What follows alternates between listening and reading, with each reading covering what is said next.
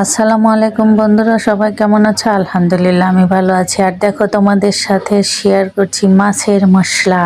এটা কিন্তু মাছে আমরা খেয়ে থাকি। দেখো, ধনে সুন্দর করে ধুয়ে শুকিয়ে ভেজে নিয়েছি। আর এর সাথে আমি ভাজবো চাউল, সুন্দর করে ভেজে একদম মুচমুচে করে নেব। তারপরে এর সাথে কয়েকটা তেজপাতা ভেজে নেব। তেজপাতা আমি ভাজতে তোমাদের দেখাইনি, তেজপাতাও ভেজে নেব। আর এই তেজপাতা, চাউল ভাজা, ধনে, জিরে, সর্ষে, মেথি সবগুলো একসাথে মিশিয়ে নেব। মিশিয়ে এগুলো কিন্তু ভাঙাতে হবে। ভাঙিয়ে তারপরে এটা একদম ঠান্ডা করে নেবে।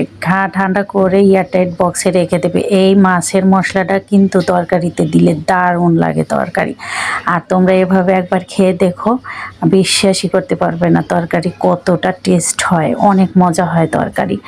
আর যদি মাছের কোনো গন্ধ থাকে, মেথিতে কিন্তু মাছের গন্ধটা দূর করে দেয়।